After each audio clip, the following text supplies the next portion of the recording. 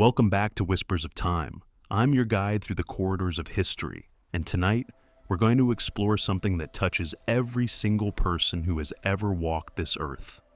Tonight, we're going back, far back. We're traveling through time to understand one of humanity's greatest mysteries. How did ancient people sleep? But this isn't just a question about beds and pillows. This is a journey into the very soul of what it meant to be human when the world was dark, when fire was the only light dancing in the night, when the sounds around you told stories of survival, danger, and community. This is about fear and comfort, dreams and nightmares, the sacred and the mundane, all woven together in the darkness. Think about tonight. Right now, somewhere in your home, there's artificial light just a switch away. Your bedroom is probably a carefully controlled climate. Your bed has likely been engineered by modern science to provide optimal support. When sleep problems arise, you might take a pill. You might download an app. You might track your sleep on a device that monitors every breath, every toss and turn. But our ancestors, they didn't have these luxuries, yet they slept, they rested, they dreamed. And their relationship with sleep was fundamentally different from ours. Not worse, not better, but profoundly, utterly different. Here's something that might surprise you. Modern sleep science is only now rediscovering what our ancestors lived with for hundreds of thousands of years. The idea that we should sleep 8 straight hours, that's actually not natural at all. We've been living with an expectation that is less than 200 years old. You see, as you settle in tonight and prepare to drift off into sleep, you're actually practicing something relatively modern, the continuous 8-hour monophasic sleep pattern. That's not how humans have always slept. For the vast majority of human history, sleep was divided. It was a dance with the darkness, punctuated by wakefulness, ritual, and connection. This is the story of how your ancestors rest their heads at night. It's a story written in the ashes of ancient hearths, in the circular imprints of prehistoric bedding, in the dreams interpreted on papyrus scrolls and clay tablets, in the rituals that bound communities together in the face of endless night. And as we explore this journey together, you might find that understanding how our ancestors slept helps you understand something essential about yourself, about the very rhythm of rest that flows through your body, no matter how modern your world has become. So, settle yourself, get comfortable, let the world outside fade away. We have a long night ahead of us, and there's much to discover. This is How Ancient People Slept, a historical sleep journey, and we're just beginning to understand. The year is 200,000 BCE.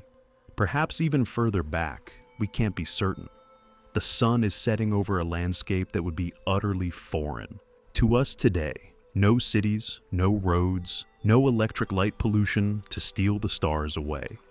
There is only the slow descent of darkness, beginning almost imperceptibly, then deepening into a profound blackness that modern humans can barely imagine. Picture yourself in this time. You are part of a small group, perhaps 20 people in total, your extended family, your tribe. You've found shelter in a cave, its mouth facing east, the natural stone walls rising high above you. The air inside is cool and damp. The smell is alive. Earth, moisture, the faint scent of smoke, and yesterday's cook fire. As darkness falls, something primal stirs in the human body. Millions of years of evolution, layer upon layer of ancient DNA, suddenly awakens your ancestors. This is the signal. This is the call to prepare for sleep. But unlike you, safe in your climate-controlled home, your ancestors faced a decision in every dusk. Where will we sleep, and how will we survive the night? Let me take you into this moment, because to understand ancient sleep, you must first understand ancient darkness. Modern humans have never truly experienced darkness like this. Even on the darkest night, we have streetlights, phone screens, the ambient glow of distant cities. But in the Paleolithic world, darkness was absolute, complete. It was a physical presence that pressed against you. Our eyes, as humans, are not built for darkness. We're creatures of daylight. Our vision, our strength, our confidence, all of it weakens as the sun drops below the horizon. But in the night, other creatures awaken. Predators, cave bears, lions, hyenas, saber-toothed cats. Animals with eyes that glow in the darkness, who could hear your heartbeat, who saw humans not as the apex predators we'd become, but as prey. Imagine for a moment the psychological weight of this. Every single night, your ancestors faced a choice. Do we sleep or do we stay vigilant? Do we rest, knowing that rest makes us vulnerable? Do we dream, knowing that dreams steal our awareness of danger? This is where fire becomes not just a tool, but a lifeline to survival. Evidence suggests that by around 400,000 to 300,000 years ago, hominids, likely Neanderthals in Europe, had begun to control and use fire regularly. Some researchers propose even earlier fire use, but the archaeological record becomes clearer in this time frame. By 200,000 years ago, when our species was emerging, fire use was well established in many regions. When someone discovered that by striking stone against stone, or by using friction and wood, they could create fire, this changed everything. For the first time in human history, night was no longer a time of absolute vulnerability. Fire pushed back the darkness. Fire created a circle of safety. The archaeological evidence is remarkable. At sites like Tor Faraj in southern Jordan, dated to approximately 55,000 years ago, researchers have found intentionally arranged hearths, small fires positioned strategically, for sleep and warmth, placed near the back walls of rock shelters where smoke could rise and dissipate. Larger hearths were positioned for cooking in the center. This tells us something extraordinary about the ancient mind. These people understood their environment. They were solving problems. They were designing their living spaces. When fire burned at the back wall, its heat reflected off the stone, creating a warm microclimate.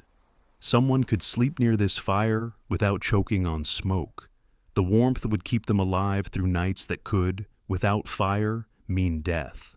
This is fire as protector, fire as comfort, fire as the first technology that said to the darkness, not tonight, not to us. Alongside fire, bedding evolved. Archaeological discoveries from Border Cave in South Africa, dated to approximately 200,000 years ago, revealed something extraordinary. Grass bedding, arranged in what appears to be sleeping areas. The grass was deliberately mixed with ash, and recent research suggests this wasn't accidental. The ash served as an insecticide, repelling crawling pests like ticks and bedbugs. Some of the beds also contained remnants of camphor leaves, still used in Africa today as a natural insect repellent. This tells us that your ancestors understood their environment deeply. They recognized that sleeping on the ground meant exposure to insects, and they discovered, through generations of observation, that ash could repel these pests. They gathered their bedding, they mixed it with ash, then they arranged it near the fire, where smoke also helped keep insects away, and where they could sleep, finally, with some degree of comfort and security. Picture this scene. Evenings has fallen completely now. The stars are emerging, more stars than you've ever seen in a lifetime of modern night skies. The Milky Way stretches across the heavens like a river of light. Around the fire, the tribe gathers. The warmth of the flames touches skin. The smell of smoke mingles with the smell of earth and bodies and breath. The group is arranged carefully, mothers and children in the warmest spots, closest to the carefully positioned sleeping fire. Hunters and defenders position more toward the cave entrance, where they can watch. Elders and younger children huddled together, sharing body heat. Around them, the darkness presses, but it doesn't own them anymore. Fire has changed the equation. And then, slowly, people begin to sleep. But this sleep was not like your sleep. This sleep was not a continuous 8-hour unconsciousness, Modern sleep science, informed by studies of contemporary hunter-gatherer peoples, suggests something different. Recent research on the Hadza people of Tanzania, the San people of southern Africa, and the Simane people of Bolivia, societies that maintain pre-industrial sleep patterns, shows that these peoples sleep on average 6.25 to 6.5 hours per night. But their sleep is different from modern broken sleep. It's more fragmented. There are periods of wakefulness in the middle of the night, 15 minutes, 30 minutes, sometimes longer, where the sleeper drifts into a state of quiet consciousness. But here's what's fascinating. This appears to be not distressing fragmentation, but a natural rhythm. These aren't insomniacs. These aren't people failing to sleep properly. This is likely closer to how we evolved to sleep. These patterns suggest how pre-industrial humans might have slept as well. Imagine you're sleeping near that fire 150,000 years ago. You drift into sleep as the warmth spreads through you. Your consciousness fades. But several hours later, you wake. It's not jarring, it's gentle. You surface into consciousness. The fire is still burning. Someone else has kept it alive. Someone from another family shift. You might lie there in the darkness, listening to the night sounds. You might stare into the flames, watching the embers glow and fade. You might think, or you might simply drift in that half-world between sleeping and waking. Then, after some time, could be an hour, could be less, sleep calls you again, and you descend into it once more. This pattern served purposes beyond just allowing the body to rest. It created natural guard duty. It meant that someone was always awake, always watching. The group's survival didn't depend on one vigilant member staying up all night. Instead, it relied on this natural flow of sleep and wakefulness, where different people cycled through consciousness at different times. Modern sleep researchers studying the Hadza have discovered something remarkable. Simultaneous sleep, where everyone in the group sleeps at exactly the same time, is almost impossibly rare. In a 20-day observation period, simultaneous sleep occurred for only 18 minutes total. This makes evolutionary sense. A predator's paradise would be a moment when the entire group slept at once. Natural selection would have favored genetic variations that created different chronotypes, different natural sleep times within the group. Some people are naturally early sleepers, others are night people. This wasn't a modern invention. It was encoded in our genes, shaped by millions of years of natural selection. So, as your ancestor drifts through the night, sleeping, waking, sleeping again, they are part of an ancient symphony of rest and wakefulness. No one is alone in consciousness. The tribe breathes together through the night. And in the morning, when the sun rises, when the fire finally needs no watchers, everyone rests more deeply. The body, knowing safety has come with daylight, finally surrenders to continuous sleep.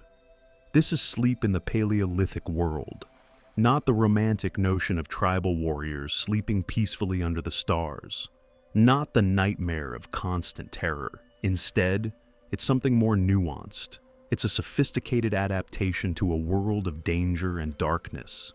It's humans being intelligent, creative problem solvers, working with their own nature to create safety and rest. And through all of this, the fire tending, the waking and sleeping, the careful arrangements of grass bedding, there is community. Sleep is not isolated, it's collective, it's social, it's the very foundation of group bonding. Dreams and visions in the ancient mind. Now, let's talk about dreams. Because while our ancestors slept and woke and slept again, their minds were doing something extraordinary in that darkness. They were dreaming. If sleep itself was sacred to ancient peoples, then dreams were the most sacred thing of all. Dreams were the bridge between worlds. Dreams were the language of the gods. This belief wasn't primitive superstition. It was a rational response to the dream experience itself. Think about it. You're asleep. Your body is still. Your eyes are closed. Yet your mind is awake, more awake than ever. You're seeing things, experiencing things, traveling to places, speaking with people who are long dead. And then, when you wake, you remember none of it, or you remember pieces, fragments, symbols. From the perspective of ancient peoples who had no understanding of neurology, who didn't know about REM sleep and neurotransmitters, dreams were genuinely inexplicable. They seemed to occur outside the body. The spirit was leaving the sleeping flesh and traveling somewhere else, visiting the underworld, speaking with ancestors, receiving messages from gods. The earliest documented evidence of this belief comes from Mesopotamia. In Sumeria, around 3100 BCE, there are written records of dreams being considered divinely inspired. The Sumerians believed in a god of dreams, Mamu, someone whose entire role was to oversee the dream realm. In ancient Babylon, around 2000 BCE, they developed formal systems of dream interpretation. Priests studied dreams. Kings made military decisions based on them. There are records, actual written records on clay tablets, of soldiers' dreams influencing military strategy. Can you imagine? A king deciding whether to attack a city based on a soldier's dream. To us, this might seem like superstition, but to them, this was legitimate prophecy. The most famous example comes from the Epic of Gilgamesh, one of humanity's oldest written stories, composed around 2100 BCA. In the epic, Gilgamesh dreams of an axe falling from the sky. In the dream, people gather around the axe in awe. Gilgamesh throws the axe and embraces it. He wakes, confused and troubled. He goes to his mother, Ninsun, described as one of the wise gods, and asks her what this means. His mother interprets the dream. A powerful man will come. Gilgamesh will struggle with him, try to overcome him, fail, and then they will become great friends and achieve great deeds together. This dream interpretation comes true. The powerful man is Enkidu. And indeed, after their initial conflict, they become inseparable companions and achieve great deeds together. The Babylonians even had documented dream books, collections of dream interpretations that have survived on clay tablets. If you dreamed of fleeing repeatedly, it meant you would lose all your possessions. If you dreamed of climbing a mountain, it signified upcoming success. The interpretations were remarkably systematic. In ancient Egypt, dreams held equally powerful significance. A surviving manuscript called the Ramesside Dream Book, now housed in the British Museum, and dated to the early reign of Ramesses II, approximately 1279-1213 BCE, contains over 100 different dream interpretations preserved on papyrus. It includes interpretations such as, if a man sees himself in a dream looking out of a window, good. It means the hearing of his cry. A large cat meant a good crop was coming. A mirror signified a second wife would enter your household. Eating crocodile meat meant the dreamer would become a village official. Some of these interpretations relied on Egyptian wordplay and phonetic similarities, homophone puns built into their language. But the deeper truth remained. Dreams were messages. They were prophecy. They were communication from another realm. The Egyptians went further than the Babylonians. They developed practices called dream incubation. If someone had an important decision to make, they would go to a temple, a sacred place, and sleep on a special dream bed. The priest or priestess would perform rituals, and then the supplicant would sleep, specifically intending to dream. And that dream would supposedly provide divine guidance. There's a famous story from Egyptian history, written on a stone stele between the paws of the great Sphinx. Thutmose IV, who was not originally in line to be pharaoh, fell asleep near the Sphinx and dreamed that the god Khepri appeared to him and promised him the throne if he would restore the Sphinx. Thutmose woke, ordered the restoration, and eventually did indeed become pharaoh. Whether this was a true historical event, or whether it was written to provide legitimacy to his rule, isn't the point.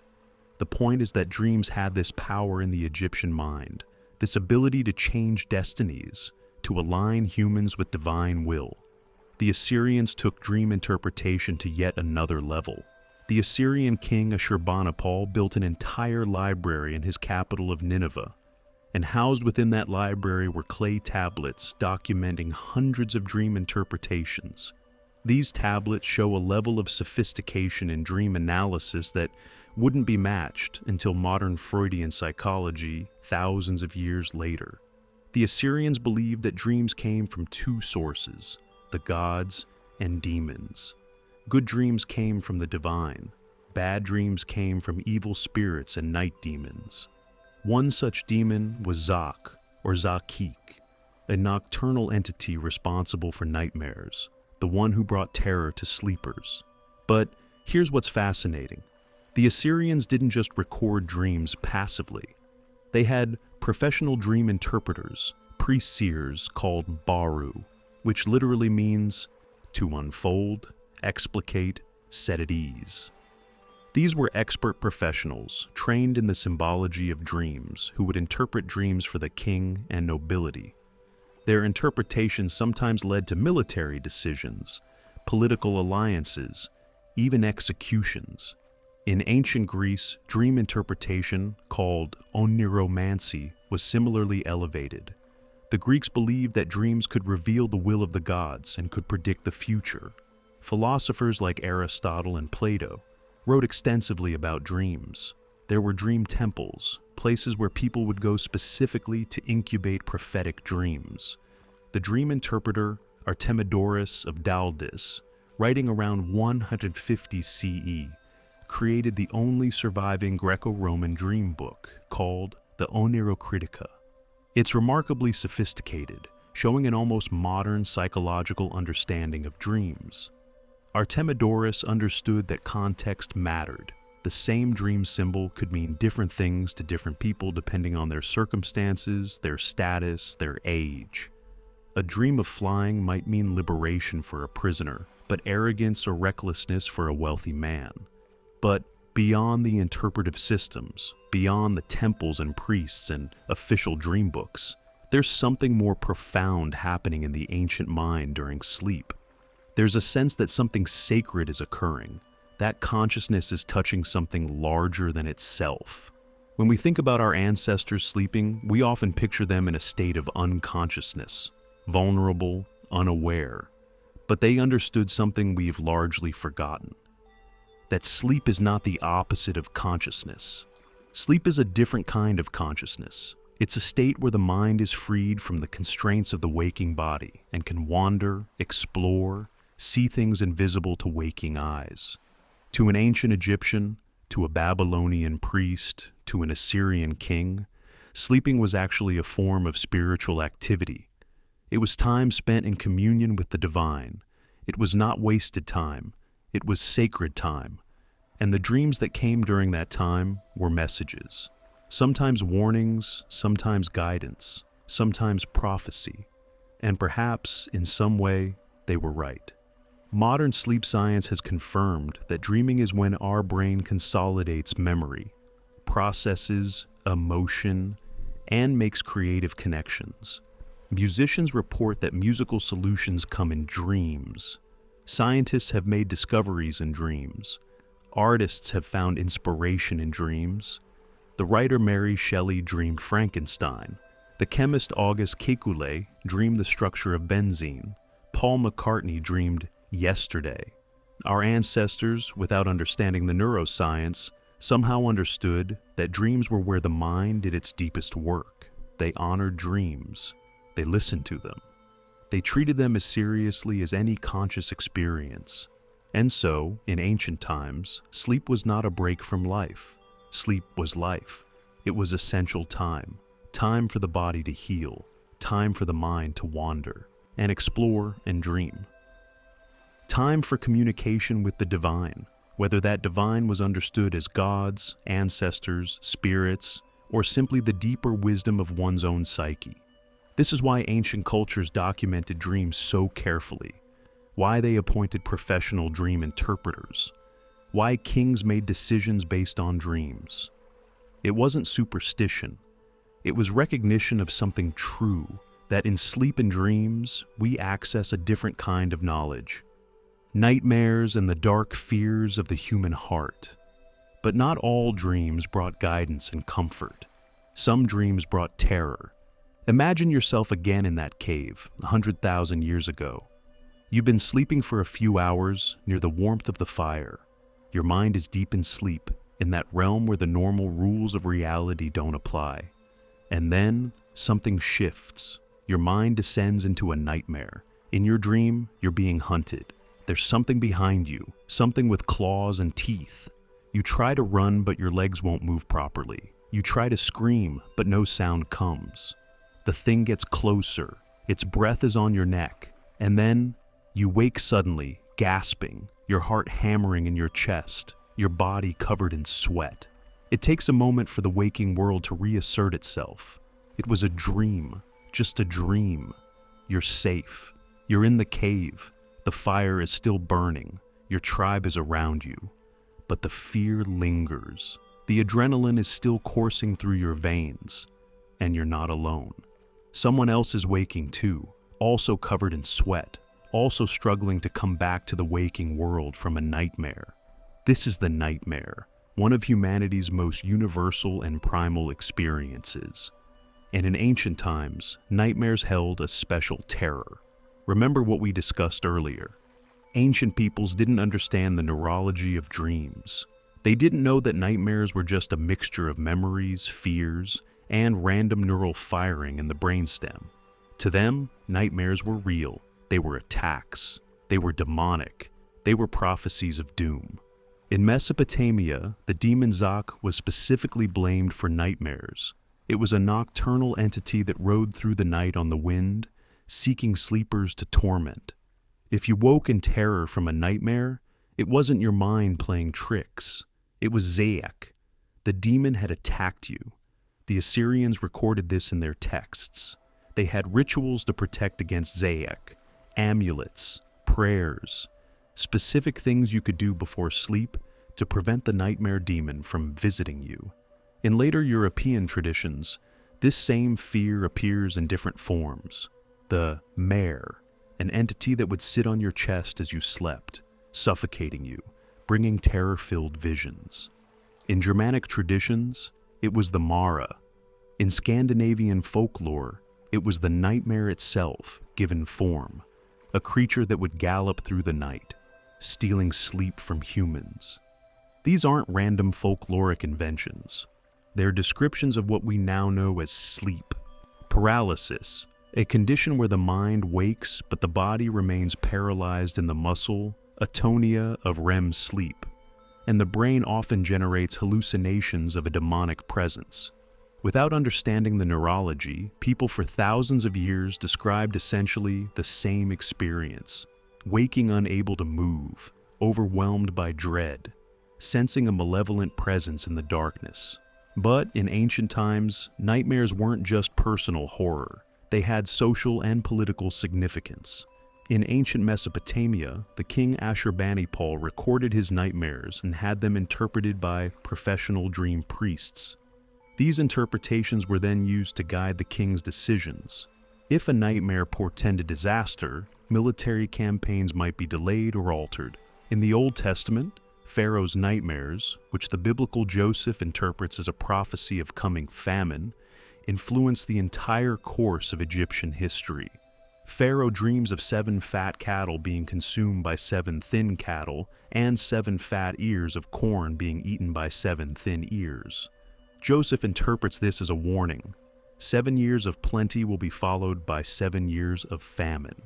The Pharaoh then prepares Egypt for the famine, and Egypt survives while other lands starve. The nightmare becomes a tool of prophecy, a warning, a guide, but also a source of anxiety and dread. In ancient cultures, people understood what we're only now beginning to rediscover, that sleep is not a state of total unconsciousness and safety. Sleep is a vulnerable time. The mind is often more active during sleep than during waking, and that activity can range from the profoundly peaceful to the absolutely terrifying. This is why sleep rituals developed, why people sought to protect themselves before sleep.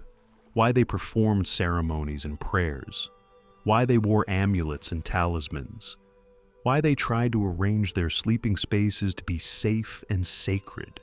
The indigenous cultures of Mesoamerica, the Maya, understood this.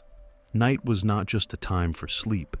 Night was a time when the boundary between worlds grew thin. The underworld was more accessible at night. The gods who ruled the underworld were more active. So sleeping wasn't just a bodily necessity, it was a spiritual negotiation.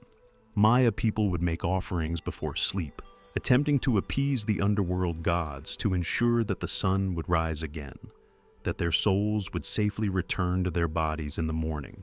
To many ancient peoples, sleep held a resemblance to death. When you slept, your soul left your body. It wandered. It could be attacked by demons. It could be trapped in the underworld. It could be claimed by death itself.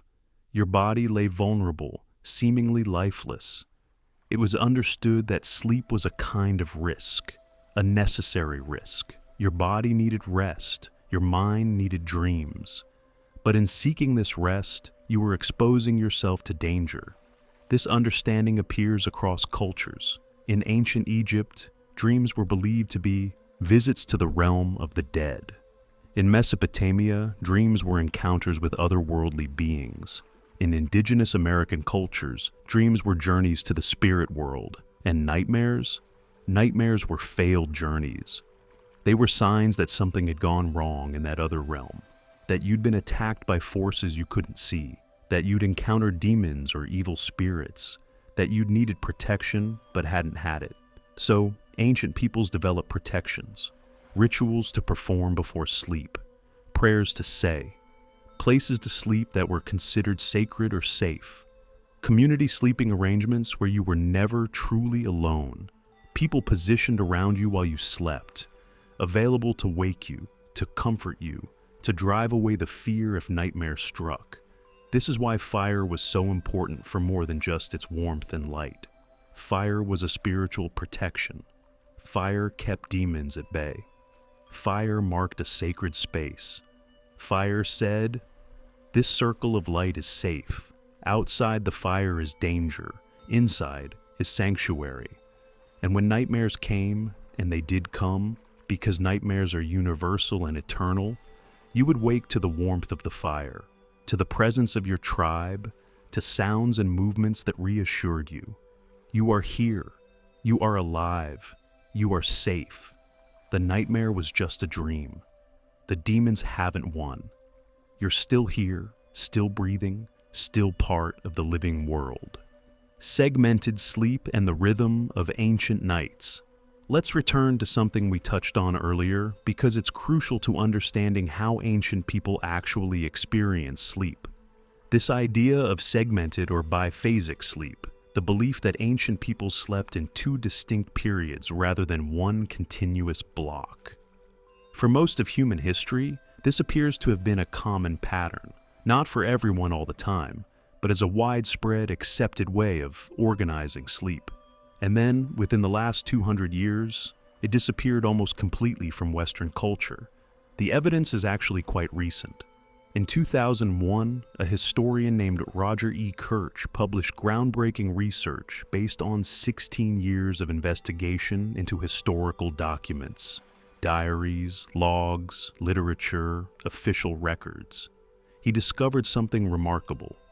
References to segmented sleep were everywhere in pre-industrial texts. They were so common that they appeared almost casually, as though this pattern was simply how sleep worked. People would have their first sleep, usually around 2 to 4 hours, beginning soon after nightfall. They would go to bed, sleep deeply, then wake naturally. Then there would be a period of wakefulness, sometimes called the watch, lasting anywhere from an hour to 3 hours. During this time, people would do things. They would get up, move around, visit neighbors, have sex, do chores, read, pray, think, meditate. Sometimes they would simply lie in bed, conscious but not fully awake. Then they would return to bed for their second sleep, another 2 to 4 hours, often deeper and more restorative than the first. After the second sleep, they would wake with the approaching dawn, rising to face the day. This pattern appears repeatedly in literature throughout the medieval and Renaissance periods. Writers would casually mention, "between my first and second sleep I," as though everyone understood this rhythm. Farmers would describe doing chores between sleeps. Servants would talk about tending the fire between sleeps. Scholars would write about reading and reflecting during their waking period between sleeps. This wasn't insomnia. This wasn't failure to sleep properly. This was the normal, accepted rhythm of human sleep before the Industrial Revolution changed everything. Researchers like psychologist Thomas Ware have conducted modern experiments testing this. When people are placed in environments with limited light, 10 hours of light, 14 hours of darkness, they naturally revert to biphasic sleep after about 4 weeks of adjustment. After this acclimation period, people spontaneously began sleeping in 2 distinct periods, separated by 1 to 3 hours of quiet wakefulness. This is what our bodies naturally want to do when external pressures don't force them into a different pattern. The Hadza people of Tanzania, one of the last hunter-gatherer societies, show similar patterns. So do the San people of South Africa and the Simonay people of Bolivia. These societies maintain natural sleep patterns that haven't been disrupted by electricity and labor schedules. And their sleep, while it may fragment during the night, is usually organized around 2 or 3 distinct periods rather than one continuous block. What changed? Electricity and industrialization. In the 1800s, the Industrial Revolution was in full swing. Factories required shift work, long hours, regimented schedules. You couldn't run a factory on biphasic sleep. You couldn't have people working, then taking a 2-hour break, then working again. Efficiency demanded continuous productivity. So gradually, over the course of about 150 years, biphasic sleep was abandoned, first in urban areas with electric lighting. Then, as electricity spread and as cultural attitudes about productivity intensified, it spread everywhere. By the 1920s, references to biphasic sleep had almost entirely disappeared from Western literature and culture. A doctor in the 1920s would have viewed biphasic sleep as abnormal, as a sign of sleep disorder. What had been standard for all of human history was reframed as pathological. The very concept of a good night's sleep changed. It came to mean 8 continuous hours. Anything else was failure. But here's the fascinating part. Ancient peoples weren't just passively accepting biphasic sleep. They actively structured their nights around it. They understood the pattern and they worked with it. They knew how to make that waking period valuable, restful, sacred. Think about the actual experience of this. You've been sleeping for 3 hours. Your body has deeply rested. Your mind has dreamed. Now you wake, not startled, but naturally, gently. Your eyes open. You're conscious. But you're not suddenly energized. You're in a strange state, rested but calm, alert but not urgent. In ancient times, this was prime time for certain activities. Sex, for instance. This waking period between sleeps was understood as an intimate time, a time when partners would connect. There's something about this state of consciousness, not fully asleep, not fully awake, that's conducive to intimacy. You're close to dreaming. Your mind is relaxed. Your emotional barriers are down. Prayer and meditation also happened during this time. Monks in medieval monasteries had formal schedules for segmented sleep, specifically so that they could wake during the night hours and pray. This wasn't seen as a burden. It was sacred time. The deep night was understood as a spiritually potent time, when the veil between worlds was thin, when prayers might be more powerful. Some people would use this waking time for work. Craftspeople would work on projects. Blacksmiths would tend their forges. Bakers would prepare dough for the morning's bread. Not frantic work. There was no electric lighting, so you'd work by candlelight or firelight, slowly, mindfully, in the quiet of the night when the world slept. The night watch was another common practice. In towns and villages, someone had to stay awake and alert during the night, to watch for fires, to guard against thieves, to respond to emergencies. But this wasn't one person suffering sleepless nights. It was people cycling through, taking turns. You'd stay awake for a few hours, watch the town, then return to your second sleep. Someone else would take the next watch. In ancient Rome, there was something called the vigils, literally watchmen. They were firefighters and law enforcement, and they worked at night. Roman cities were incredibly busy at night. While most of the population was in their first sleep, the vigils would be patrolling, responding to fires and crimes. Then, during the day, they would have their own segmented sleep, sometimes sleeping in the afternoon, sometimes taking their rest at night when the city was less active. In ancient Mesoamerica, the Maya had night guards who watched during the darkness, maintaining vigilance for threats. But these watches weren't continuous endurance tests. They were organized rotation systems. You watched for a time, then someone else took over, and you were free to sleep. The point is that ancient peoples didn't experience the night as a blank void of unconsciousness. The night was active, textured, organized, meaningful. And the segmented sleep pattern made this possible. You got your sleep, 8 hours total, which is modern sleep science now recognizes that this pattern might have advantages. People with insomnia often report that fighting to maintain continuous sleep creates anxiety, which prevents sleep further. But with biphasic sleep, that waking period isn't fought, it's expected, it's normal, which might reduce the anxiety associated with wakefulness. Furthermore, the transition between the two sleep periods, that window of quiet consciousness, appears to be particularly conducive to creative thinking and problem solving. The mind is rested but not fully engaged with the day's demands. It's in a state of relaxed attention. Some researchers have found that some of our best insights come during this kind of quiet, between-state consciousness. So, when your ancient ancestors lay awake during that middle period of the night, listening to the fire, watching the stars, thinking thoughts in the darkness, they weren't failing at sleep. They were in one of the most cognitively fertile states available to human consciousness. The comfort of ritual and sacred preparation for sleep. As darkness falls in an ancient settlement, something begins.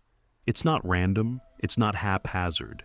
It's a ritual, a series of actions repeated night after night that signal to the body and mind. It's time to sleep now. It's time to transition from the waking world to the world of rest and dreams. These rituals varied tremendously depending on culture, geography, time period, and individual circumstance. But the fact of ritual, the repetition, the intention, the sacred preparation, appears to have been remarkably universal. Let's step into an evening in ancient Egypt around 1350 BCE. A family of moderate means lives in the city of Thebes, in a modest mud brick house. The heat of the day is beginning to ease as the sun approaches the horizon. The evening meal has been eaten. Bread, beans, beer, some vegetables. The work of the day is finishing. Children are being gathered inside. The household is transitioning. The mother begins a series of preparations. She checks the oil lamps, simple dishes filled with oil and a floating wick. She ensures they're filled and ready. She might light one or two, but carefully. Lamp oil was expensive and precious. Light would be used sparingly. She might prepare a simple ointment or oil, made from plant materials, to rub on the skin before sleep. This served practical purposes. It kept the skin moisturized in the dry climate, but it was also ritual. The act of anointing the body was part of the transition into sleep. She would arrange the sleeping areas. In ancient Egypt, beds were considered luxury items, owned only by wealthy people. Most people slept on simple mats or woven pallets. These would be arranged in the coolest part of the house, often near the courtyard or on the roof, where the evening breeze might bring some cooling.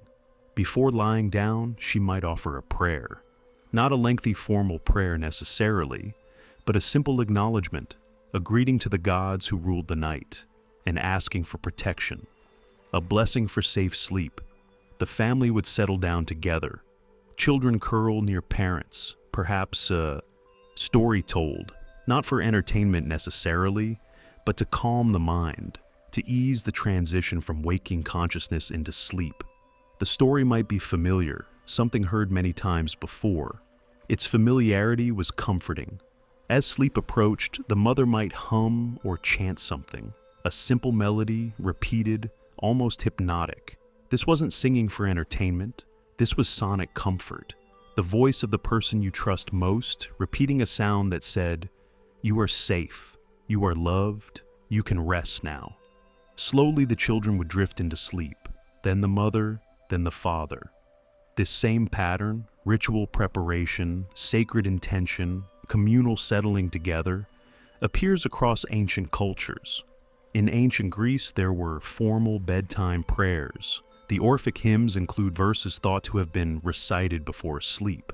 These weren't just poetic flourishes. They were part of the regular bedtime practice. The recitation of these verses was itself part of the ritual that prepared the mind for sleep. In ancient India, the practice of yoga nidra, or yogic sleep, dates back thousands of years.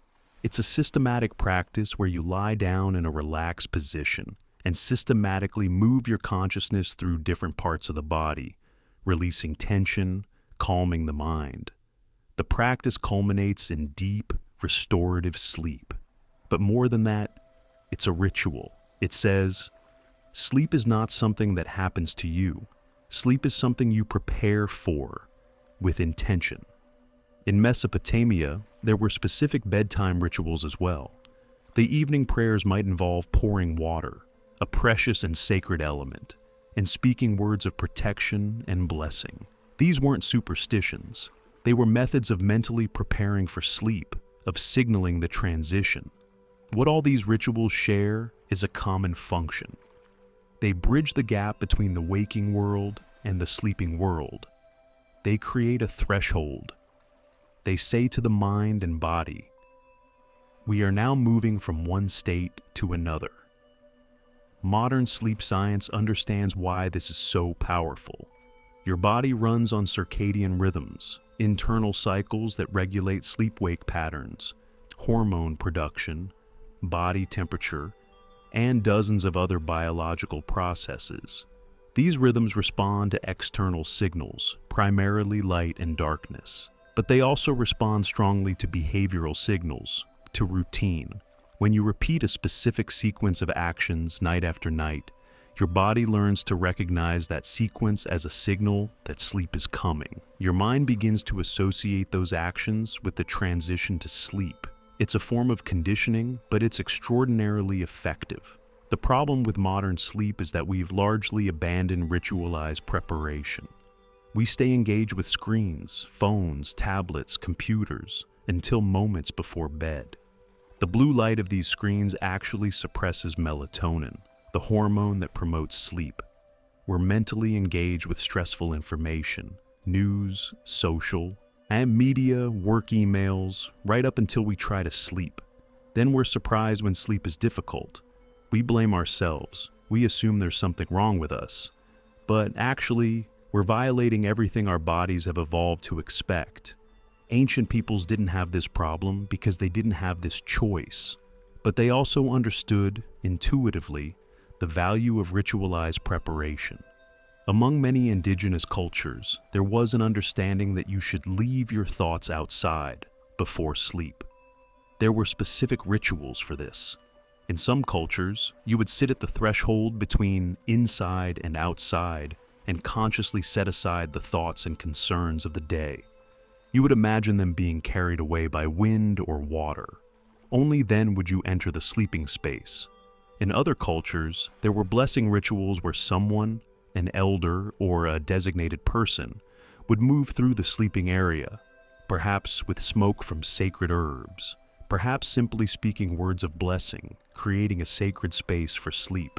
The Navajo people developed what they called the sleep song, specific chants meant to be sung as children drifted to sleep. These weren't lullabies in the modern sense. They were more like guided visualizations, where the singer described safe places, beautiful images, peaceful scenarios. They were literally songs meant to shape the content of dreams. Japanese Buddhist monks developed practices where specific sounds or mantras were repeated before sleep, not for a religious reason necessarily, but because the repetitive sound had a calming effect on the mind. The monotone of the chant would gradually slow your breathing, lower your heart rate, and facilitate the transition into sleep. All of these practices, Egyptian anointing, Greek prayers, Indian yoga, nidra, Mesopotamian water rituals, indigenous blessing ceremonies, Navajo sleep songs, were solutions to the same problem, helping the mind and body transition from the complexity and stimulation of waking life into the receptivity and rest of sleep. They were also solutions to something else, the loneliness and vulnerability of sleep. Sleep is one of the only times when you're completely vulnerable. You can't defend yourself. You can't be aware of your surroundings. You're trusting your safety to others, to luck, to the gods. This creates anxiety. Ritual combats this anxiety. When you perform a ritual before sleep, you're saying, I have taken steps to ensure my safety. I have been blessed. I have been protected. I have done what needs to be done. Now I can rest. The ritual creates a psychological sense of completion. You're not going to sleep with tasks undone, thoughts unsettled, concerns unaddressed. You've addressed them ceremonially. You've marked the boundary between the day's concerns and the night's rest. And that marking has power. This is why, even in modern times, bedtime routines matter so much. The specific actions don't have to be ancient or mysterious to be effective. What matters is that they're intentional, repeated, sacred in their own way. Some people read, some people meditate, some people journal, some people take a hot bath, some people listen to specific music, some people practice gentle stretching. Whatever the specific actions, the function is the same, creating a ritual threshold that says to your mind and body, we are transitioning now. Let go of the day. Prepare for rest. The sacred dimension of sleep in ancient temples and mystery schools. If sleep was understood as sacred in everyday life, in ancient temples and mystery schools, it became something even more profound. It became a direct channel to the divine. The practice of temple sleep, also called incubation sleep or sacred sleep, was widespread throughout the ancient Mediterranean world and beyond. It was a formalized, ritualized practice where people would go to temples specifically to sleep and dream with the intention of receiving divine guidance or healing. The most famous example comes from the cult of Asclepius, the ancient Greek god of medicine and healing. There were temples to Asclepius throughout Greece, but the most important was at Epidaurus. The site is a real place, and archaeological evidence confirms that it was indeed a healing sanctuary. People would come to this temple suffering from illnesses, disabilities, or injuries that they believed no mortal physician could heal. The process was elaborate. First, there would be purification rituals. The person would bathe, sometimes in sacred springs. They would make offerings. They would attend ceremonies. Sometimes this preparation lasted for days. Then they would be led to a sacred sleeping chamber called the abaton, which literally means the place where you cannot go. But the sick could go there. The healthy were forbidden. This was a space specifically dedicated to sleep and divine encounter. The sleeping person would lie down in this sacred space. The temple priests might perform additional rituals. They might speak prayers or invocations. They might burn sacred herbs.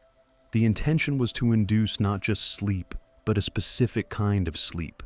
A sleep where the god Asclepius himself might appear in a dream.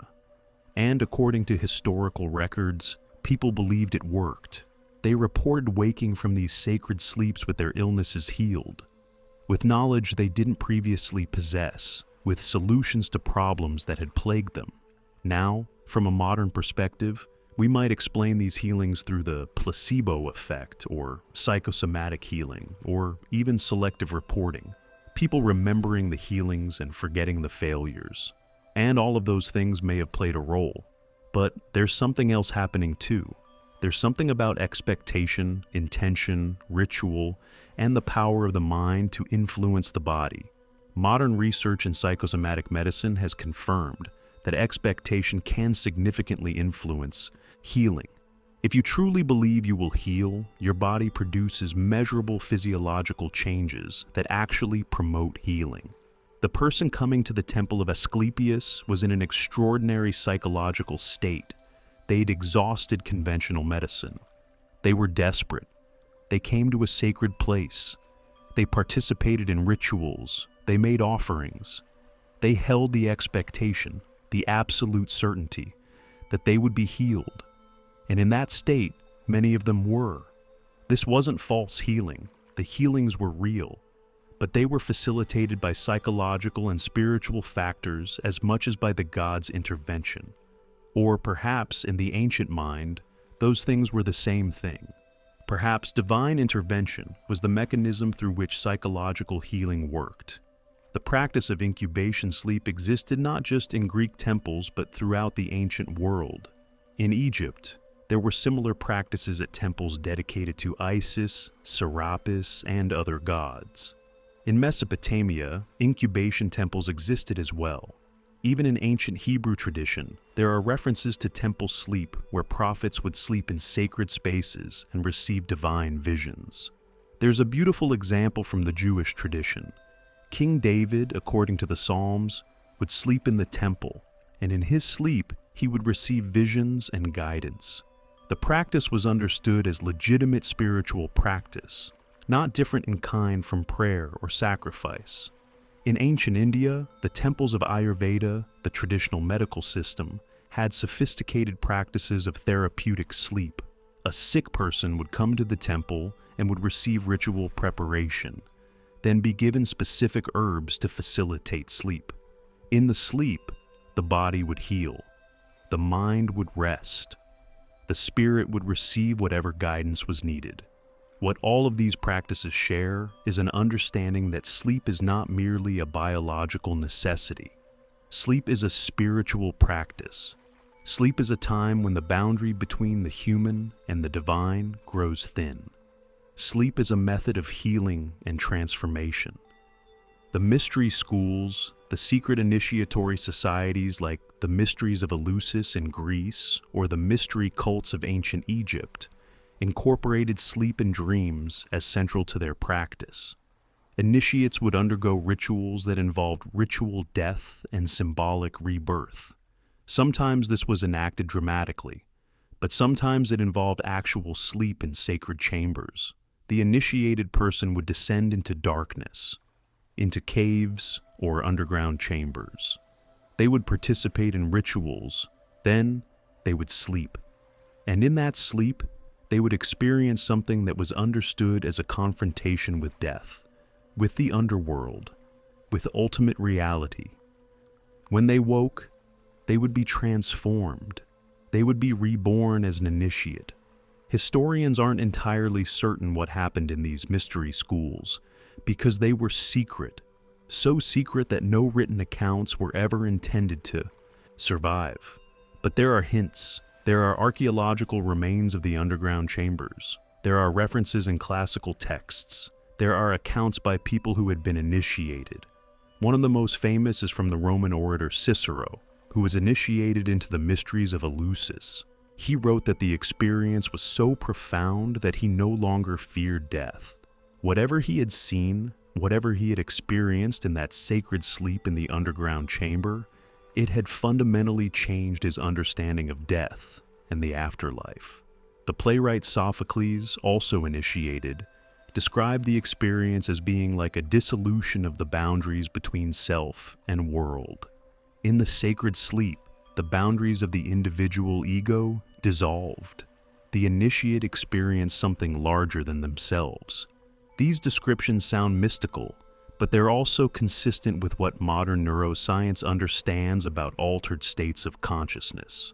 When the mind enters specific states through meditation, through sensory deprivation, through ritual, through certain combinations of herbs or incense, it can produce experiences of profound significance.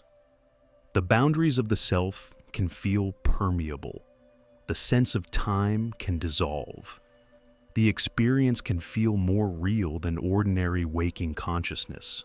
The ancient peoples understood this. They cultivated it deliberately. They built temples for it. They developed rituals for it. They trained priests to facilitate it. Because they understood that these altered states of consciousness, these sacred sleeps and visions, had real psychological and spiritual value.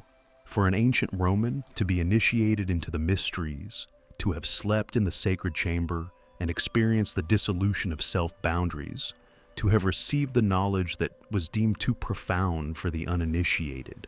This was genuinely transformative. It changed you. It gave you a sense of connection to something larger than yourself. It prepared you psychologically and spiritually for death. In a world without organized psychology, without pharmaceuticals, without the therapeutic tools modern people have, these mystery schools provided something essential. They provided a method for processing deep fears and existential questions. They provided a sense of meaning and connection. They provided healing. And all of it was facilitated through sleep, dreams, and the altered states of consciousness that come with them. Communal sleep and the bonding power of shared darkness.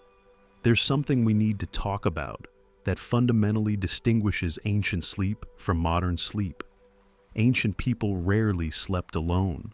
In modern Western culture, sleeping alone, in your own bedroom, in your own bed, is considered normal and desirable. Children are encouraged to sleep alone as they grow. Adults sleeping with anyone other than a spouse is considered unusual. Families sleeping in the same room is viewed by many as a sign of poverty or cultural backwardness. But for the vast majority of human history, sleeping alone would have been unthinkable. Terrifying, actually. Why would you willingly remove yourself from the protection and companionship of your group? Archaeological evidence from ancient settlements shows sleeping arrangements that were communal, large central hearths with sleeping areas arranged around them, multiple families sleeping in the same cave or structure, children sleeping with parents and siblings, and sometimes grandparents and aunts and uncles all in close proximity. Among many indigenous cultures, this communal sleeping arrangement persisted into modern times. The Hadza people of Tanzania sleep in communal groupings. The San people of southern Africa sleep with multiple family members in close proximity. Many indigenous American tribes had sleeping arrangements where multiple families would sleep in the same dwelling. This wasn't just practical, though it certainly was that. More bodies meant more warmth, more protection, more efficiency of space. This was also deeply emotional and psychological. Sleep in community was bonding sleep. When you sleep near someone else, when you hear their breathing, when you can reach out in the darkness and feel them nearby, something happens. A sense of belonging, a sense of security, an animal knowing that you're not alone, that there are others who will wake if danger comes. Children who sleep with their parents have lower cortisol levels, the stress hormone, than children who sleep alone. Their nervous systems remain calmer. They feel safer. This isn't just true of children today. It would have been true of children in any era. In ancient cultures, there were specific practices designed to enhance this bonding through sleep. Among some African cultures, there were initiation practices where adolescents would sleep in group arrangements with peers of the same age, facilitating bonding and the transition to adulthood. In Japanese culture, there's a practice called co-sleeping, or inamuri, where family members sleep in close contact. This wasn't seen as unusual. It was normal, expected, beneficial. Contemporary research has shown that children who co-sleep with parents have stronger emotional bonds and lower anxiety levels than children who sleep alone. In many cultures, there were practices where young couples sleeping together for the first time, on their wedding night, would be ceremoniously arranged by elders or witnesses. Sometimes these witnesses would actually remain in the room during the consummation, ensuring the marriage was actual and binding. This seems invasive to modern sensibilities, but it served a purpose. It incorporated the sexual joining and the communal witnessing into a public, witnessed event rather than a private one. The marriage bond was made real through this communal knowledge and participation. In ancient Rome, sleeping arrangements among the wealthy often involved multiple people in the same sleeping chamber. Servants would sleep nearby, ready to attend to needs during the night. Family members often slept in shared chambers. The idea of privacy during sleep, of isolating yourself in a locked room, would have seemed odd, perhaps even dangerous. The medieval European practice of bundling, where unmarried couples could sleep together, partially clothed with a barrier between them, served multiple purposes. It was intimate. It created bonding. But it was also social. Everyone knew about it, accepted it, witnessed it in a way. It was not hidden away in private shame. Beyond the family level, there were larger communal sleeping practices as well. In many cultures, there were communal sleeping houses, structures where young men would sleep together, separate from the rest of the tribe. These might be places where warrior training occurred during the day, but at night, they became sleeping quarters. The young men would sleep together, creating bonds of brotherhood that would last their entire lives. These communal sleeping houses appear in cultures across the world. In Mesoamerica, in parts of Africa, in indigenous Australia, in the Pacific Islands, there was a pattern of young men sleeping together communally as part of their transition to adulthood. In ancient Greece, this practice was called the andreion. Young men would sleep together in communal dormitories run by the state. This was where they received education and military training, but it was also where they bonded with each other, where they formed relationships that would make them effective soldiers, men who would literally fight and die together. The bonds formed through shared sleep are remarkably strong. When you sleep near someone, when you're unconscious and vulnerable in their presence, when you trust them with your safety, something profound connects you. It's not romantic necessarily, though it can be. It's psychological and spiritual. It's tribalism. It's the creation of the in-group. Modern research into military cohesion has found that soldiers who sleep in close quarters, who eat together, who work together, develop stronger bonds, and perform better as a unit. The shared sleep is part of that bonding. In ancient warrior cultures, this was understood. Men who slept together would fight together more effectively. They would trust each other more completely. They would be willing to die for each other. But beyond the martial aspect, there was something more fundamental. Shared sleep, especially within family and kin groups, was how humans bonded at the deepest level. Modern isolation during sleep is actually quite recent in human history. It began in the industrial era as privacy became valued, as private spaces became available to even working-class people.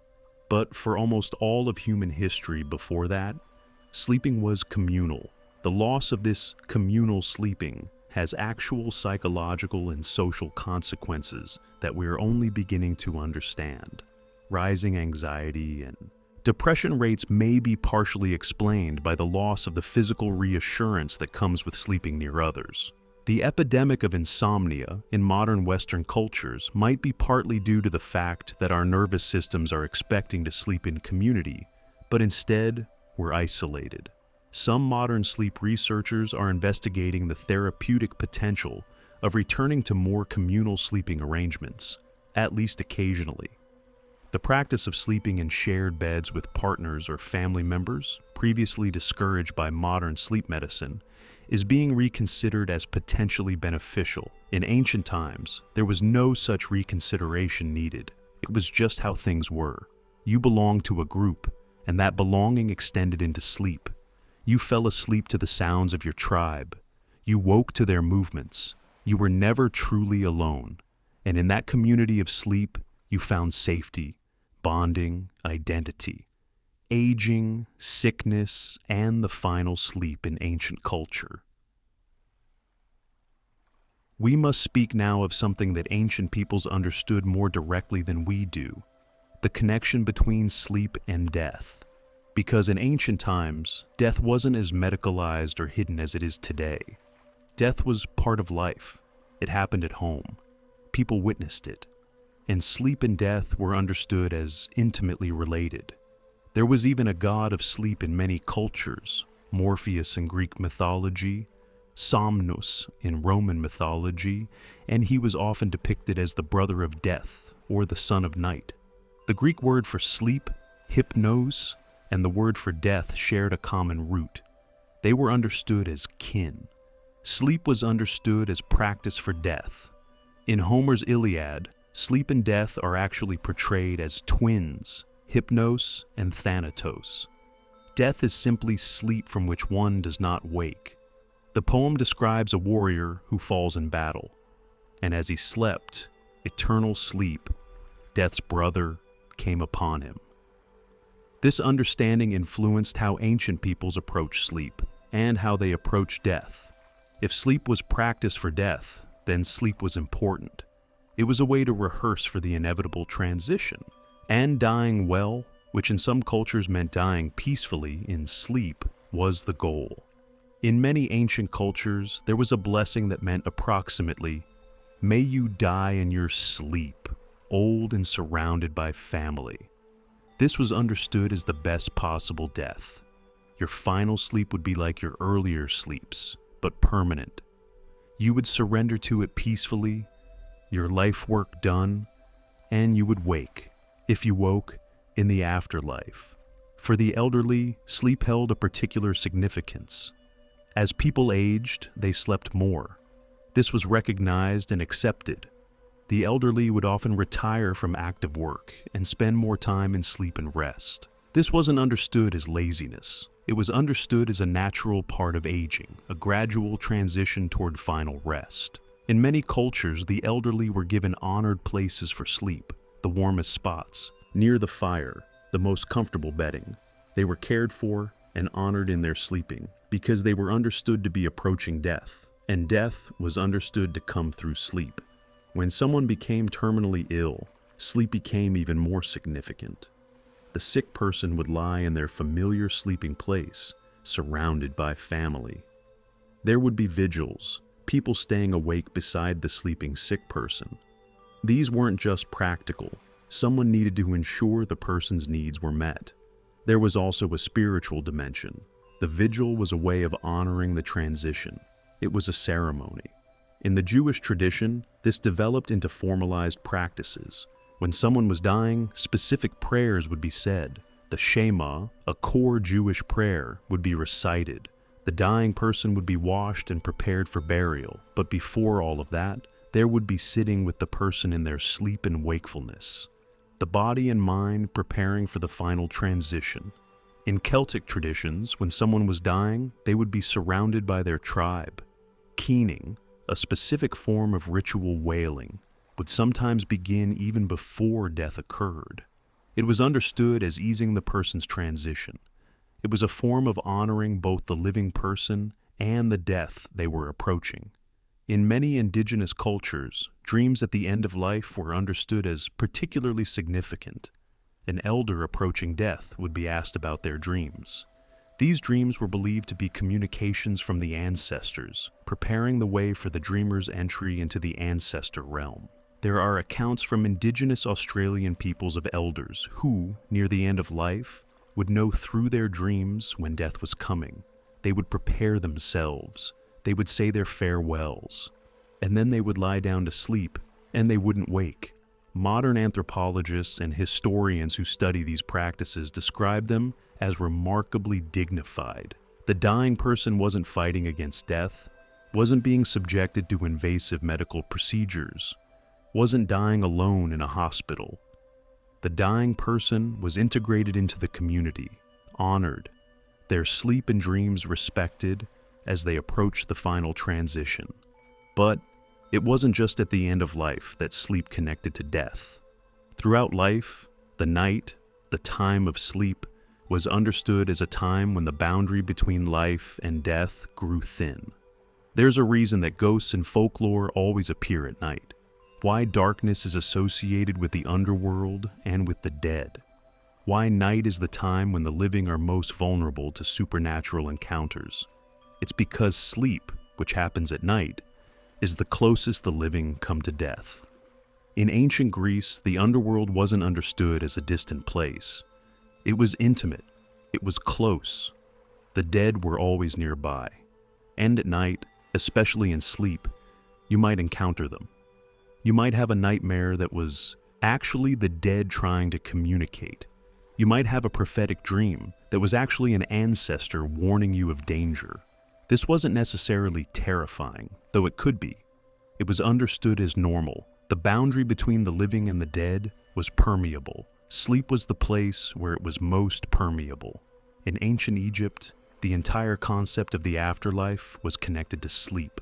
The funerary texts, the most famous of which is the Book of the Dead, describe the afterlife as a kind of sleep and waking.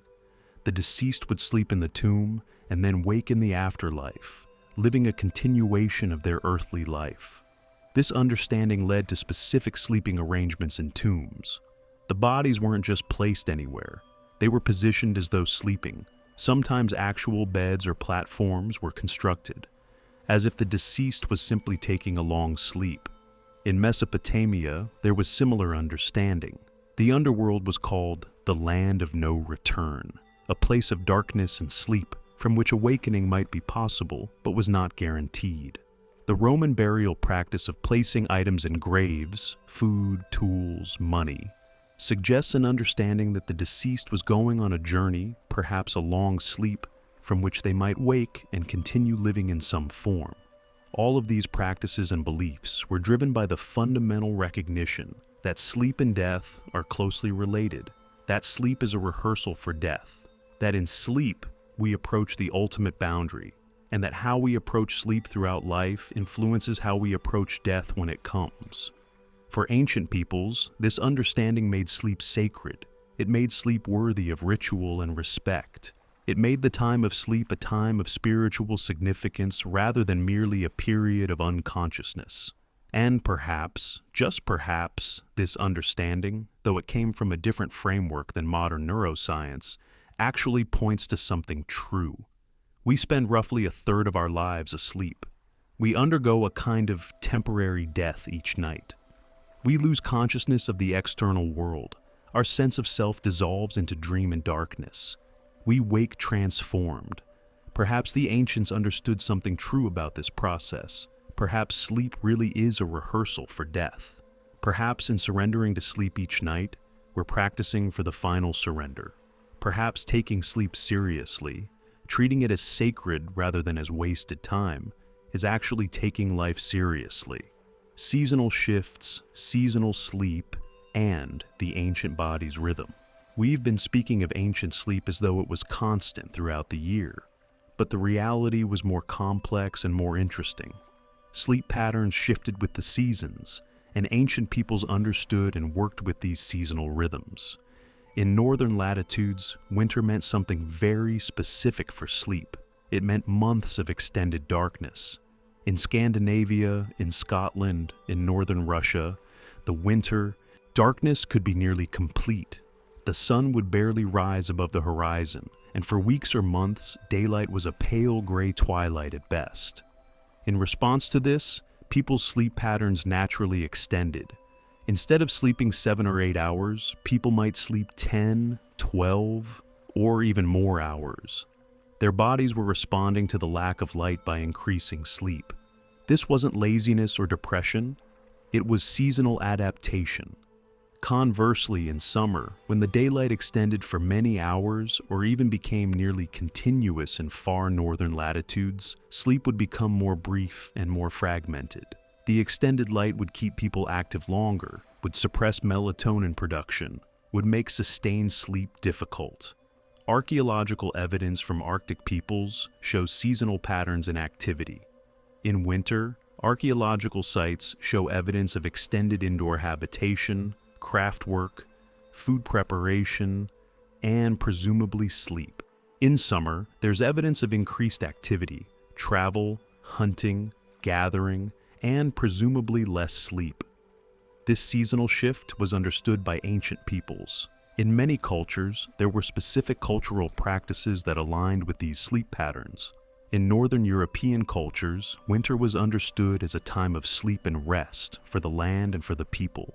The great winter festivals, which became transformed into modern Christmas celebrations, were actually celebrations of endurance through the darkest time. They included rest, celebration, feasting, gathering indoors, and extensive sleep. The Norse people had a practice called vetrlid, winter rest. During the darkest months, less work was done. More time was spent indoors, around fires, and in sleep and rest. This wasn't understood as laziness. It was understood as working with natural rhythms. In Celtic cultures, the year was divided into a light half and a dark half. The dark half, from autumn to spring, was understood as a time for going inward, for extended sleep and rest, for spiritual work and reflection. The light half was for external activity, work, and shorter sleep. This cultural understanding likely emerged from experience. Northern peoples had discovered, through thousands of generations, that trying to maintain the same activity and sleep levels year-round in such extreme seasonal conditions was unsustainable. Instead, working with the seasons, sleeping more in winter, sleeping less, and being more active in summer, was more efficient and more healthy. In southern latitudes where seasons were less extreme, there was still seasonal variation in sleep patterns, but it was less dramatic. Instead, it was the heat that dominated. In many Mediterranean and Middle Eastern cultures, there developed the practice of the siesta, the midday sleep. The siesta isn't just a cultural preference or a luxury. It's a response to the physiology of sleep in extreme heat. The human body naturally becomes slightly drowsy in the afternoon. In temperate climates, this is often ignored through coffee and stimulation and work demands. But in hot climates, it's harder to overcome. Moreover, the intense midday heat makes work difficult and potentially dangerous. A person working in full sun during the heat of the day risks heat exhaustion or heat stroke, but a person sleeping in a shaded, cool space during midday actually survives and functions better. So, the siesta developed. In many Mediterranean countries, there was a cultural practice of stopping work during the hottest part of the day. People would return home, eat a meal, and then sleep for an hour or two in the cool interior of their home. Then, as the afternoon cooled, they would resume work, often working into the evening. This isn't laziness or cultural backwardness. This is intelligent adaptation to climate. The siesta isn't unique to Mediterranean cultures. It appears wherever heat is extreme, in parts of Africa, in the Middle East, in Central America, in Southeast Asia.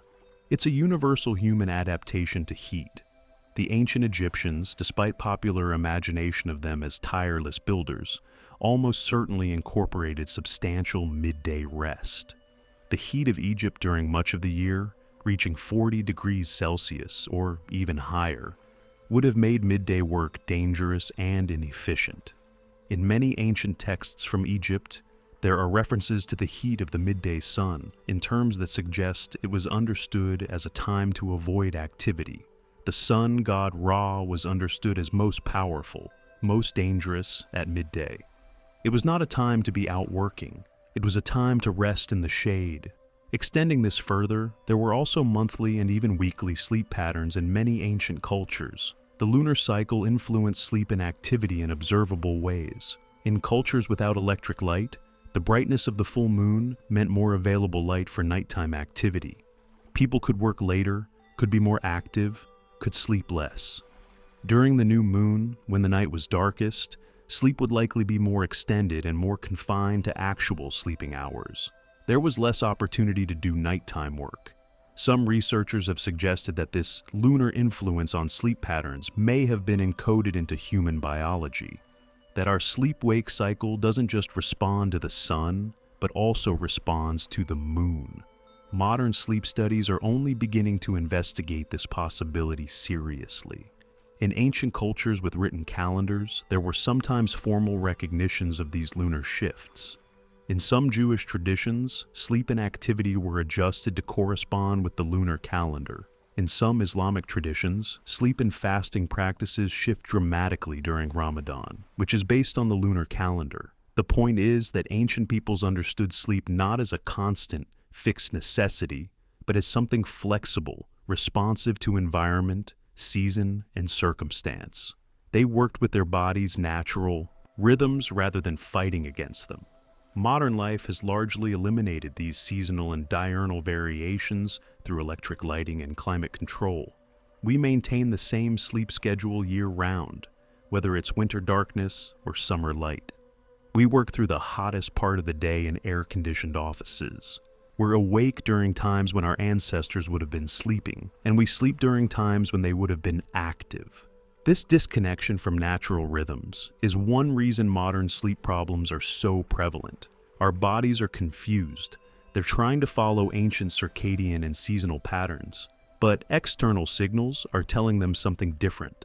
Some modern sleep researchers and sleep clinics are beginning to experiment with aligning sleep schedules more closely with seasonal variations.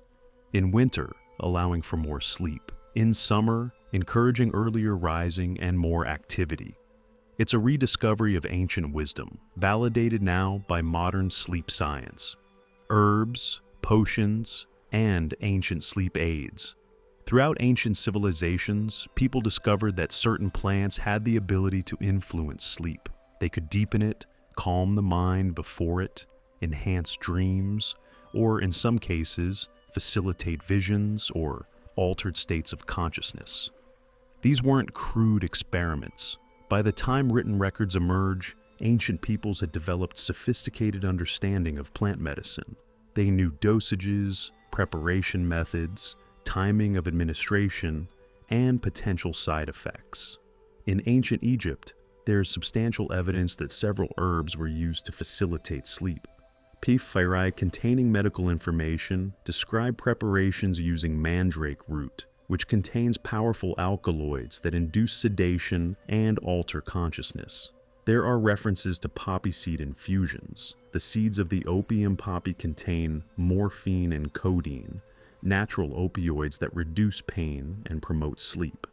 The Ebers Papyrus, one of the most important medical texts from ancient Egypt, dated to approximately 1550 BCE, contains numerous remedies for sleeplessness and for facilitating sleep. Some of these remedies are recognizable. Warm milk with honey, which modern research confirms does contain compounds that promote sleep.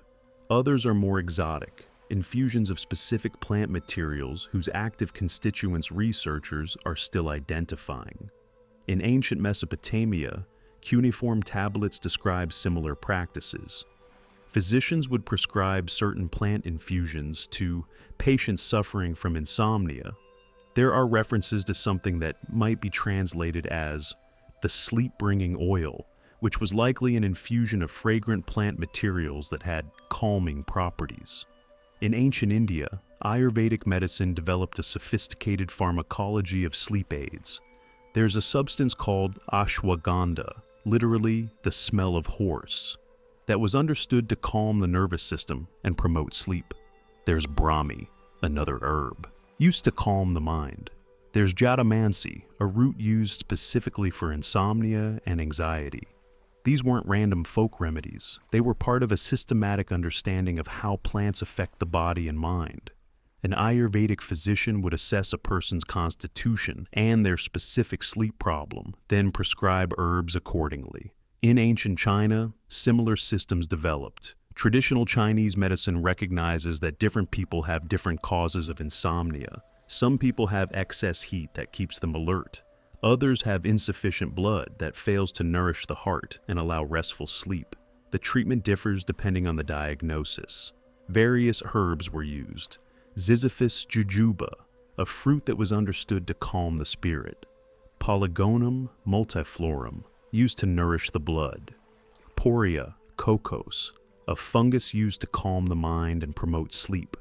The sophistication of these systems suggests something important. Ancient peoples weren't just randomly using sedatives. They were thinking carefully about sleep and its problems. They recognized that there were different types of sleep problems and different causes. They tailored their treatments accordingly.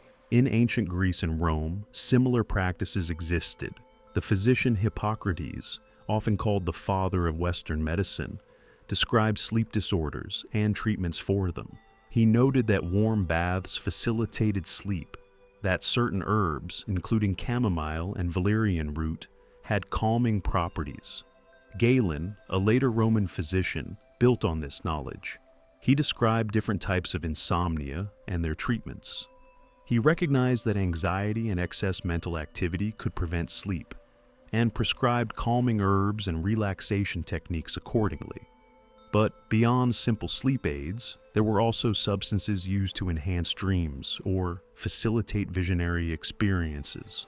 The knowledge of these substances is sometimes fragmentary, but there are hints throughout ancient texts. Mandrake was not just used for sleep, it was also used carefully in small doses to facilitate visions and altered states of consciousness. The root of the mandrake plant is often shaped vaguely like a human body, and in folk traditions it was believed to have magical properties. It was sometimes called the little man in the earth. Mandrake contains tropane alkaloids, which include atropine and scopolamine.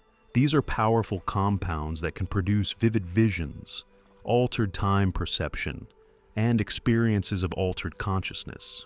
In large doses, they're dangerous, potentially lethal, but in small, carefully controlled doses, they appear to have been used in some sacred contexts to facilitate visionary experiences. There are references in classical texts to priestesses at oracles using substances to enter trance states. The famous oracle of Delphi, the priestess who gave prophecies to the ancient Greeks, was believed to enter a trance state that facilitated her prophecies. While modern, scholars debate exactly what substance or mechanism was involved. It appears that some form of altered consciousness was deliberately induced, possibly through exposure to volcanic gases or through ingestion of specific plant materials. In Mesoamerica, the sacred use of psychoactive substances was highly developed. Psilocybin mushrooms were used in ritual contexts to facilitate visions and spiritual experiences. The Aztecs called them Teotihuacanal, literally flesh of the gods. They were used only in sacred contexts under the guidance of trained shamans or priests. Morning glory seeds, which contain lysergic acid amide, similar in structure to LSD, were also used. The Zapotec people called them Ololiuqui, and they were used in healing ceremonies and to facilitate prophetic visions. These weren't recreational drugs in the modern sense. They were sacraments. They were used in controlled contexts by trained practitioners for specific spiritual or healing purposes. What's interesting is that these ancient peoples, without understanding the chemistry, had discovered powerful psychoactive substances, had learned to use them safely, and had integrated them into sophisticated spiritual and healing practices. They recognized that consciousness could be altered, that these altered states had value, and that they could be used intentionally for healing and spiritual growth. But perhaps the most widespread and important sleep aid in ancient cultures was something much simpler: music. Musical sound has a profound effect on sleep. Certain frequencies, certain rhythms, certain tonal qualities promote relaxation and facilitate the transition into sleep. Ancient peoples discovered this and used it deliberately. In ancient Egypt, musicians were sometimes employed specifically to facilitate sleep. There were certain musical instruments associated with sleep and healing. The sistrum, a rattle-like instrument, was used in healing rituals. The harp was understood as having sleep-promoting properties. In ancient Greece, there's a myth of Orpheus, the master musician, whose music could charm the beasts and even move the stones. But one of his most important powers, according to the myths, was his ability to facilitate sleep and healing through music. There are descriptions of his music lulling people to sleep, easing their transition from waking to dreaming. In ancient India, music was developed into a sophisticated healing system called raga therapy. Specific ragas, musical forms, were understood to have specific effects on the body and mind. Certain ragas were designated specifically for sleep and relaxation. This wasn't superstition. Modern research has confirmed that music does have measurable effects on sleep. Certain types of music, particularly slower music with regular rhythms, reduce heart rate, lower blood pressure, and facilitate the transition into sleep. In ancient Rome, there's evidence that soft music was played in sleeping chambers of the wealthy. Slave musicians would sometimes sleep in or near the sleeping chamber, ready to play if the master woke and couldn't fall back asleep. The combination of all these sleep aids, the rituals, the herbs, the music, the comfortable bedding, the communal sleeping arrangements, created an environment where sleep was supported and facilitated, where the transition into sleep was gentle and expected, where sleep itself was understood as valuable and important. Compare this to modern sleep. We lie in bed, our minds racing with the day's activities and tomorrow's concerns. We check our phones one more time, looking at blue light that suppresses melatonin. We've consumed caffeine hours before bedtime. We're anxious about sleep, which prevents sleep further. We take a sleep aid pharmaceutical, which might work, but which is often associated with side effects and the development of dependency. We're fighting against sleep rather than welcoming it. We're approaching it with anxiety rather than with ritual preparation. We're depriving ourselves of many of the factors, community, proper lighting shifts, connection to natural rhythms, that facilitate healthy sleep. Ancient peoples understood sleep differently. They honored it. They prepared for it ritually. They used whatever tools were available, herbs, music, community, sacred intention, to facilitate it. And as a result, despite living in dangerous conditions, despite having to stay partly vigilant throughout the night, they likely slept better than we do. The legacy of ancient sleep in the modern body. We arrive now at something crucial to understand. The ancient sleep patterns are not truly ancient history. They're not relegated to the past. They're encoded in your body. They're still there, affecting you, influencing you, sometimes causing you distress because they're not being honored or acknowledged. Your circadian rhythm, your internal 24-hour clock, isn't a modern invention. It evolved over millions of years. It's part of your biological inheritance. Your body still wants to sleep in the segmented, biphasic pattern that your ancestors slept in. Your body still responds to seasonal light changes. Your body still expects sleep to be communal to some degree. But you live in a world that violates all of these ancient expectations. Electric lighting has compressed circadian variation. In ancient times, the changing length of days with the seasons would have been obvious and consequential. In modern times, you turn on the lights and it's always daytime, no matter the season. Your workplace demands extended wakefulness during times when your body naturally wants to be less active. If you work night shifts, something that would have been virtually impossible in ancient times except in ceremonial or protective contexts, your entire circadian system is disrupted. You're fighting your own biology. You're expected to sleep alone, despite your nervous system expecting the safety and comfort of sleeping near others. If you have a partner and you share a bed, that's often with the expectation of minimal interaction. You're supposed to sleep, not connect. If you have children, you're discouraged from sleeping with them after infancy, despite the fact that co-sleeping is the human ancestral norm. You're supposed to sleep 8 hours continuously, despite the fact that your body naturally wants to fragment sleep into periods separated by wakefulness. And when sleep doesn't come easily under these conditions, you blame yourself. You assume there's something wrong with you. You go to a doctor. You're prescribed medications. You read self-help books. You try sleep tracking devices that create even more anxiety about sleep. But what if the problem isn't you? What if the problem is that you're trying to sleep in a way that violates fundamental aspects of human nature? This is what sleep researchers and sleep medicine specialists are slowly beginning to recognize. The epidemic of insomnia in modern Western cultures isn't because modern humans are somehow broken or defective compared to our ancestors. It's because we're living in conditions that are fundamentally misaligned with our sleep biology.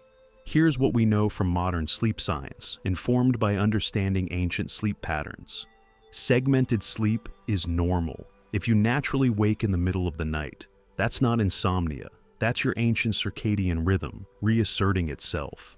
The prescription isn't to fight it and stay asleep continuously. The prescription is to accept it and use the waking period productively. For meditation, for intimacy, for thinking, for whatever feels right. Seasonal sleep variation is healthy. You should probably sleep more in winter than in summer. Your body wants to. Instead of fighting against this, you could honor it. Go to bed earlier in winter. Wake later. Don't force yourself to maintain summer sleep schedules year-round. Sleep in community is beneficial. Sleeping alone creates low-level nervous system activation, because your ancient alarm systems are expecting this to be dangerous. Sleeping in community, whether that's sharing a bed with a partner, having children sleep in your room, or even having pets nearby, can activate your parasympathetic nervous system, the calming system. This doesn't mean you need to abandon privacy or personal space, but occasional or partial communal sleep can be genuinely beneficial. Sunlight exposure affects sleep. Your ancestors saw genuine sunrise and sunset every day. You probably don't. Getting bright light exposure in the morning, experiencing the natural darkening in the evening, and avoiding bright light at night can dramatically improve sleep. Your circadian rhythm responds to these signals. Movement and activity affect sleep. Your ancestors moved throughout the day, gathering, hunting, building, working. Most modern people sit. Then they try to sleep. Your body isn't fatigued enough because it hasn't genuinely exerted itself. Exercise, movement, activity during the day genuinely improves nighttime sleep. Rituals facilitate sleep. The elaborate bedtime rituals of ancient peoples served a real function. They still do. A consistent pre-sleep routine, whether it's reading, meditation, music, or bathing, signals to your body and mind that sleep is coming. Your nervous system relaxes in anticipation. Mind activity affects sleep. Your ancestors' minds weren't continuously stimulated until the moment they tried to sleep. They had gradually quieting periods in the evening. Modern people are often stimulated right up until bed. Phones, screens, stressful information. This keeps your nervous system activated. A period of gradual wind down before sleep is genuinely beneficial. Community and connection affect sleep. Social isolation creates stress and prevents deep sleep. Ancient peoples slept in community. If you're sleeping alone, creating some form of connection, a phone call with someone you love before bed, a text from a friend, even social media connection, can reduce the stress of isolation. The point is that understanding ancient sleep patterns isn't just historical curiosity. It's practical knowledge about how your own body works and what it needs. Modern sleep medicine is beginning to incorporate this understanding. Sleep clinics that once recommended sleeping alone in a dark, silent room are now exploring the benefits of lighter co-sleeping arrangements. Researchers who once pathologized segmented sleep are now recognizing it as a normal variation. But you don't need to wait for medicine to catch up. You can experiment with your own sleep based on this ancient wisdom. If segmented sleep is your natural pattern, you might stop fighting it. Instead, you might embrace it. When you wake in the middle of the night, instead of lying there anxious about not sleeping, you might get up. You might meditate, read, or do something gentle and calming. Then, when sleep comes again, you welcome it. If you feel disconnected in modern isolation, You might consider partial co-sleeping arrangements, sleeping in the same room, even if not the same bed, or having periods of communal sleep. If you're experiencing seasonal mood or sleep changes, you might honor them. Sleep more in winter, be more active in summer, work with your body's natural rhythms rather than against them. If your pre-sleep time is chaotic and stimulating, you might create rituals, not necessarily ancient rituals, but your own rituals that signal wind down, music, a warm bath, reading, journaling, whatever helps you transition from active engagement with the world to receptivity and rest. Your ancestors understood something about sleep that we've largely forgotten. Sleep is sacred. Sleep is important. Sleep is not something to be minimized or controlled or optimized for productivity. Sleep is a fundamental part of being human. Sleep is where the body heals. Sleep is where the mind processes and integrates. Sleep is where the spirit touches the eternal. When you honor your sleep, when you create conditions that support your ancient sleep biology, something shifts. Sleep becomes easier. Sleep becomes deeper. Sleep becomes restorative in a way that even the best medications cannot match. The eternal night and timeless rest. As we near the end of this journey through ancient sleep, through the darkness that held our ancestors and the rituals they developed to navigate it, it's worth taking a moment to sit with what we've discovered. We began in darkness, the absolute darkness of the Paleolithic night. We moved through fire and comfort, through dreams and nightmares, through temples and ritual. We've explored the way sleep bound communities together, the way it connected the living to the dead, the way it shifted with seasons and circumstances. And what we've found is something profound. Sleep is not a modern problem with a modern solution. Sleep is ancient. Sleep is sacred. Sleep is the oldest rhythm of human existence. When your ancestors lay down to sleep, surrounded by fire and tribe, listening to the sounds of the night and the breathing of those they loved, they were participating in something that connects every human who has ever lived. They were surrendering to the same biological and spiritual necessity that you surrender to when you close your eyes tonight. The details are different. Their sleep happened on grass bedding in a cave. Your sleep happens in a modern bed, in a climate-controlled room. Their dreams might have been interpreted by priests. Your dreams might be recorded by a sleep tracking app. But the essential experience is the same. Sleep is the great equalizer. Kings and peasants sleep. Warriors and artists sleep. The wise and the foolish sleep. In sleep, all humans are equal. All are vulnerable. All are seeking the same rest. This is why sleep was sacred in ancient times. Not because ancient peoples were mystical or superstitious in a way we're not, but because they understood something true. Sleep is where we touch something larger than ourselves. Sleep is where we let go of control. Sleep is where we trust in something beyond our individual will. In modern life, we've tried to optimize sleep. We've turned it into a problem to be solved, a metric to be tracked, a challenge to be conquered. Sleep becomes yet another thing to succeed or fail at. We lie awake, anxiety-ridden, because we're failing at sleep. We monitor our sleep obsessively, and that monitoring itself prevents sleep. But what if sleep is not something to be optimized? What if sleep is something to be surrendered to? This is what the ancients knew. This is what the rituals were about. This is what the temples of sleep were teaching. When you prepare yourself for sleep with intention and care, when you release the need to control or optimize, when you trust that sleep will come, then sleep comes. The people who slept best in history weren't the ones tracking their sleep on devices. They were the ones who had rituals, community, connection to natural rhythms, and trust in the process.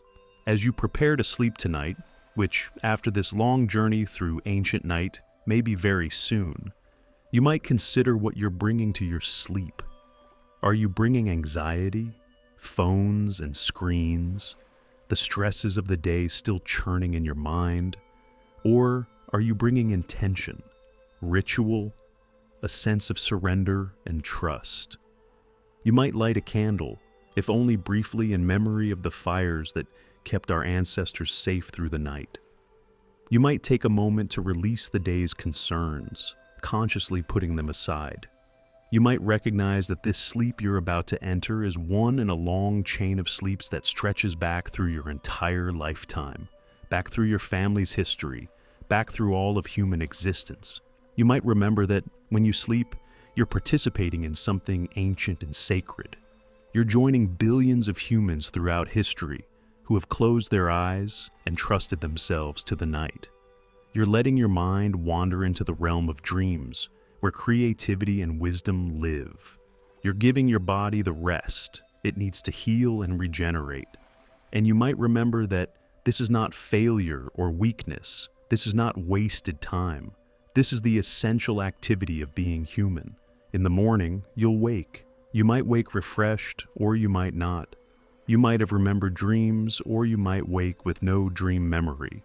But something will have happened in the night. Your body will have healed. Your mind will have processed. Something will have shifted. This is the gift of sleep. This is what our ancestors understood, and what we're slowly rediscovering. When you lie down tonight, you're lying down where countless humans have lain down before you. You're entering a realm that's been entered by emperors and slaves, by saints and sinners, by the wise and the foolish. You're entering the realm of sleep, that ancient, eternal, sacred realm that connects us to all who have lived and to all who will live. The night waits for you, not as something to fear, but as something to welcome, not as something to conquer, but as something to surrender to. The darkness that terrified our ancestors, that same darkness is now your sanctuary. The fire that comforted them is now your inner warmth. The community that protected them is now present in the memory of all humans who have slept before you. Close your eyes. Feel the weight of your body on the bed. Hear the quiet sounds around you, and let yourself fall gently and gradually into sleep. This is how humans have slept for all of history. This is how you're sleeping now. This is how the rhythm continues breath by breath, night by night, generation by generation. The ancient night is present in every night. The ancient sleep is present in every sleep. You are part of this eternal cycle. You are part of this sacred rhythm. Welcome home to rest. Welcome to the sleep that has held humans since we first understood the need for it. Welcome to the dreams that have visited all of us. Welcome to the darkness that is not absence, but presence. The presence of something ancient, eternal, and deeply, profoundly yours. Sleep well. And when you wake, you'll know that something ancient has touched you, that you've been held by the same forces that held your ancestors, that you've participated in the greatest mystery of human existence, the temporary death that is sleep, the renewal that is waking, the eternal rhythm that turns night into day, that turns rest into activity, that turns all of us into one continuous, unbroken human experience. I hope this journey through ancient sleep has brought you some peace tonight. Thank you for spending this time with me, traveling back through the darkness to understand how our ancestors slept, dreamed, and rested. If you've enjoyed this exploration of ancient sleep, if this story has touched something in you, please like this video and subscribe to Whispers of Time. We have many more journeys through history waiting for you. Stories of lost civilizations, forgotten ways of life, and the profound wisdom of those who came before us. And wherever you are right now, whether it's evening and you're about to sleep, or whether you're listening at another time, I hope you take with you this understanding. Sleep is sacred. Sleep is ancient. Sleep is your birthright as a human being. Tonight and every night, may you sleep as your ancestors did. May you find comfort in the darkness. May your dreams be vivid and meaningful. And may you wake refreshed, knowing that you've participated in one of humanity's oldest and most sacred rhythms. This is Whispers of Time. Thank you for joining me in the ancient night.